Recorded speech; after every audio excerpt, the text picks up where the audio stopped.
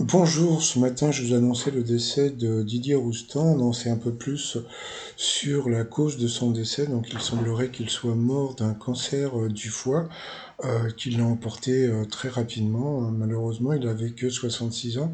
Et ce qu'on peut voir sur les réseaux sociaux, c'est les messages, quoi. C'est plutôt ce que j'appelle les hommages unanimes. Quand je dis unanime, c'est vraiment unanime, comme on peut voir. Bon, bah, vous avez Grégoire Margoton qui dit juste au revoir Didier. Le groupe Canal+, bon, bah, pour lequel il avait travaillé, donc qui est vraiment très triste. Vous avez Estelle Denis, il aimait le beau jeu, Maradona, Platini, les chemises improbables.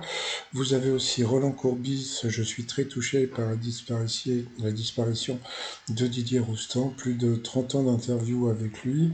Vincent Duluc, il était une voix, une mémoire, le visage de 45 ans de football à la télé. Tanguy, pardon, le Sevillier aussi a envoyé un message. Ça a été un plaisir, un honneur, une fierté de travailler à tes côtés. Tu vas pouvoir retrouver Diego et tant d'autres que tu aimais. Fernandez a aussi envoyé ce message, hein, quelle tristesse, quelle peine mon ami, depuis 40 ans.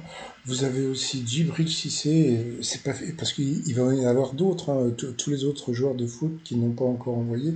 Donc Djibril Cissé, vous avez Pascal Pro qui lui a rendu hommage sur Europe 1, mais surtout le plus émouvant, c'était de voir Michel Denisot en larmes pour, évoquer sa disparition.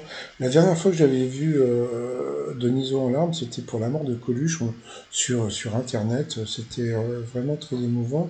Charles Bietri aussi, pendant les 3 années passées à Canal, Didier Roustan a révolutionné l'art des magazines par sa créativité et son sens de l'image. Riolo, Daniel Roustan, j'arrive pas à y croire, c'est pas possible. Dominique Grimaud aussi. Vous avez Laurent Louya, hein, Louya qui vient de finir les Jeux Olympiques. Un choc, Didier Roustan est mort, j'ai travaillé avec lui durant 5 ans. Je vous laisse lire après, hein, vous pouvez le bloquer après chaque vidéo. Vous avez aussi Nathalie Nienetta de Canal+, à l'époque, qui embrasse Diego là-haut. Tu nous manqueras Didier. Et vous avez aussi Eric Biderman.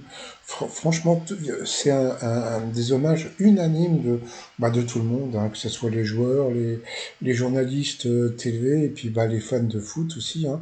Je crois que avec la mort de Thierry Gilardi, c'est la seconde fois où on peut voir tout le monde unanime sur le décès d'une personne, surtout que c'est arrivé vraiment très très vite et personne s'y attendait, donc il repose en paix. Bye bye.